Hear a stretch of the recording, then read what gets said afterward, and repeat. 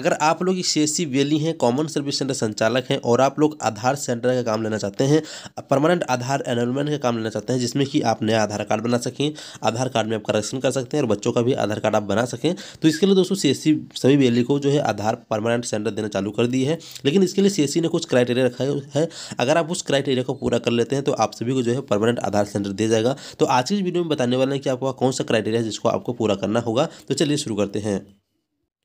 जैसा कि दोस्तों आप स्क्रीन पर देख सकते हैं, हमारे सीएससी ग्रुप में यह मैसेज आया हुआ है जहाँ में बताया गया है प्रिय सभी डीएम और एसपीएम, यानी डीएम का मतलब होता है कि डिस्ट्रिक्ट मैनेजर, जो सीएससी का डिस्ट्रिक्ट मैनेजर होता है वो, और एसपीएम का मतलब होता है स्टेट प्रोजेक्ट मैनेजर। ठीक है, तो जैसा कि आप सभी जानते हैं कि सीएससी झारखंड को जीपी मतलब ग्राम पंचायत, यूएलबी और वार्ड स्तर पर पीईसी स्थापित करने के लिए यूआईडीए प्रोजेक्ट मिला है, मतलब कि आधार परमानेंट सेंटर जो है उसका प्रोजेक्ट यहाँ पर मिला है। साथ में बताया गया है, साथ ही पंचायत परियोजना की तैयारी चल रही है जिसमें जीपी स्तर पर मतलब कि ग्राम स्तर पर जो ग्राम पंचायत होता है उसके स्तर पर सभी G2G, G2C और B2C की सेवाएं देना अनिवार्य होगा। यहाँ पे बताया गया है कि इन परियोजना निर्देशों को देखते हुए झारखंड के 24 जिलों में 4352 निर्मित ग्राम पंचायत भवन में से प्रत्येक में सक्रिय वेली के साथ एक सीएससी स्थापित करना आवश्यक है। पंचायत भवन में बैठने के लिए वेली की अनिवार्यता पात्रता मानदंड कुछ इस प्रकार से, जैसा कि आप यहाँ पे देख सकते हैं, नंबर 1 में बताया गया है कि वेली एक ही ग्राम पंचायत से होना चाहिए, भौतिक और पुलिस सत्यापन और आय व्यय प्रमाणीकरण होना चाहिए, 5 डिजिटल कैंडिडेट पंजीकृत होने चाहिए।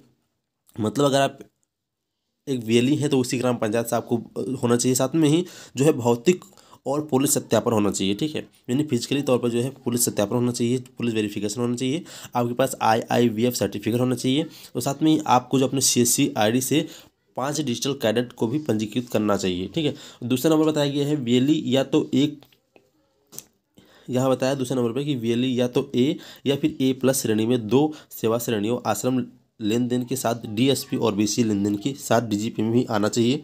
जैसा कि यहाँ बताया गया है कि 1+ श्रेणी प्रतिमाह 501 से अधिक लेन देन होना चाहिए, एक श्रेणी में प्रतिमाह 251 से 500 लेन देन होना चाहिए, या फिर B श्रेणी में 101 से लेकर 250 लेन देन प्रतिमाह होना चाहिए। सिर्फ C कैटेगरी में आया है कि 21 से 100 ट्रांजैक्शन प्रतिमाह होने चाहिए।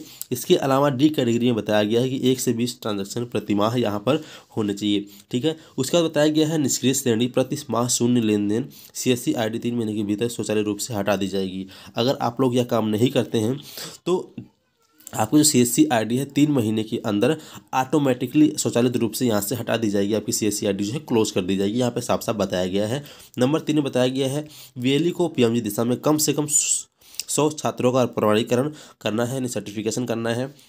नंबर 4 में बताया गया वेली को कम से कम 500 आश्रम, यहाँ पे लिखा है लेकिन आपको बता दूँ वेली को कम से कम जो है 500 ई श्रम कार्ड बनवाने चाहिए। ठीक है, और यहाँ बताया गया 5वें नंबर में वेली ने कम से कम 50 बीमा उत्पाद जैसे कि जीवन बीमा, सामान्य बीमा और 10 नवीनीकरण किया होगा। वेली ने 20 NPS यानी नेशनल पेंशन सिस्टम, एक डीमिट खाता और एक सिविल किया होना चाहिए। साथ में बताया गया है वेली को A या A+ श्रेणी के साथ BC DGP सेवा में सक्रिय होना चाहिए।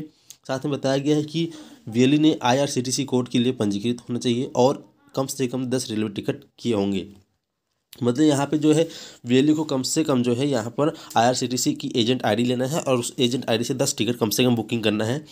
नंबर बताया गया कि वेली ने कम से कम 500 पेंशन योजनाएं सेवा, जैसे कि इसमें है PMKY, PMVMY, और यहाँ पर इस प्रकार से जो है काफ़ी सारी सेवाएं जो कि आप सभी को 500 पेंशन योजनाओं में सेवाएं देना है। उसका नीचे है 10वें नंबर पर वेली ने 500 आयुष्मान कार्ड कम से कम बनाए हों, और यहाँ बताया गया है 11वें नंबर पर कि वेली ने 100 ई-स्टोर ग्राहक एक इंस्टॉलेशन और कम से कम साझेदार कंपनियां यूनिक बिग T-शर्ट, बाबाधाम पेड़ा, जगन्नाथपुरी खाजा, प्रसाद e cycle, nano urea, bullet car, Renault यात्रा यात्री, वाणिज्यिक new republic electronic item, Bajaj speaker के माध्यम से 10,000 ग्रामीण ई स्टोर उत्पादों का ऑर्डर वर्लपूल नेशनल ITC, मतलब ये काफ़ी सारे ATC जो वगैरह है उसको आपको ऑर्डर देना होना देगा जो वेली, उसी को जो आधार सेंटर मिलेगा। इस प्रकार से यहाँ पे लिखा है। और यहाँ पे बताया गया है कि और यहाँ बताया गया है उपरोक्त मानदंडों को पूरा करने वाले वेली को केवल ग्राम पंचायत भवन आवंटित किया जाएगा और उन्हें यूआईडी, पीईसी सेवा, झार सेवा और ई पंचायत सेवाओं के साथ आवंटित किया जाएगा। मतलब यहाँ बताया गया अगर ऊपर दिए गए सारे आप जो है सर्विसेज को फॉलो करते हैं, उसमें काम कर चुके हैं, अगर आप ये सारे क्राइटेरिया पूरा कर लेते हैं तो आप सभी को ग्राम पंचायत भवन आवंटित किया जाएगा। मतलब आप सभी को ग्राम पंचायत भवन में बैठने का कार्य दिया जाएगा। साथ में ही उन्हें यूआईडी यानी परमानेंट आधार पीईसी सेंटर जो है वो दिया जाएगा। साथ में ही झार सेवा और ई पंचायत सेवाओं के साथ आवंटित किया जाएगा। ठीक है, उसके बाद उसने बताया गया है ऐसी वेली को दैनिक आधार पर कम से कम 7 घंटे के साथ सभी कामकाजी गैर कार्य दिवसों पर जीपी यानी ग्राम पंचायत भवन में बैठने के लिए कहा जाएगा। वे ग्राम पंचायत भवन में दोस्तों जो ये जीपी है, जीपी का मतलब ग्राम पंचायत होता है। ठीक है, तो वे जो ग्राम पंचायत में ग्राम पंचायत भवन से ग्लो साइन, सीएससी बैनर और जीपी यानी ग्राम पंचायत की भवन आवंटित कमरे में सभी प्रासंगिक अन्य सेवाएं को बैनर दर सूची के साथ नई सीएससी सेवा दर सूची लगाएंगे। ठीक है, मैंने जो भी वेली को ग्राम पंचायत में काम मिल जाता है उन सभी को जो है नया सूची रेट जो कि होगा सीएससी का रेट वो आपको लगाना होगा। साथ में बताया गया है उनके प्रदर्शन का मासिक आधार पर मूल्यांकन किया जाएगा और यदि वे सेवा नहीं कर पाए जाते हैं तो यह सीएससी सेवाओं की ए या ए प्लस श्रेणी में नहीं आते हैं तो उसी जीपी के यानी ग्राम पंचायत के नए सक्रिय बेली को उनकी जगह लेने के लिए कहा जाएगा। मतलब कि अगर वह बेली उसमें काम नहीं कर पाते, कोई एक सर्विस में अगर वो मिस्टेक कर देते हैं तो उनकी जगह किसी और नए बेली को जो है वहाँ पर सक्रिय नहीं रजिस्टर बैठा दिया जाएगा और आपको वहाँ से हटा दिया जाएगा। ऐसा भी यहाँ पर बताया गया है। यदि ऐसा कोई ग्राम पंचायत आवंटित वेली किसी सेवा के लिए अधिक शुल्क लेते हुए पाया जाता है या किसी भी प्रकार का भ्रष्टाचार करता पाया जाता है या सीएससी कर्मचारियों में से किसी को रिश्वत देते हुए पाया जाता है तो वेली सीएससी आईडी को तुरंत समाप्त कर दिया जाएगा और प्राथमिकी दर्ज की जाएगी। मतलब कि अगर कोई वेली रेट से ज़्यादा किसी कस्टमर से चार्ज करता है या फिर अपनी सर्विस को एक्टिवेट कराने के लिए किसी डीएम से या कोई सीएससी का जो कर्मचारी से बात करता है और वो पैसे की मांग करता है और आप उनको पैसे देते हैं और अगर इस स्थिति में आप पकड़े जाते हैं तो आपकी सीएससी आईडी तुरंत समाप्त की जाएगी और आपका जो भी है आपके लिए आपका जो है दंड प्रावधान भी रखा जाएगा। ठीक है, कुछ इस प्रकार से यहाँ पे बताया गया। तो उम्मीद करता हूँ आप लोग अच्छे समझ होंगे। अगर वीडियो पसंद आए तो एक लाइक कर देना, चैनल पर नए सब्सक्राइब जरूर कीजिएगा। जल्दी मिलते हैं आपको एक नए वीडियो में नए टॉपिक के साथ। और हाँ, मैं आपको एक बात और पूछना चाहूँगा कि आप सभी को क्या लगता है ये सारे क्राइटेरिया कि आप पूरा कर पाएंगे? अगर आप पूरा कर सकते हैं तो आप हमें कमेंट बॉक्स में जरूर बताइएगा। ठीक है, तो चलिए इस वीडियो के साथ करते हैं, मिलते हैं आपको एक नए वीडियो में नए टॉपिक के साथ। तब तक के लिए जय हिंद, वंदे मातरम।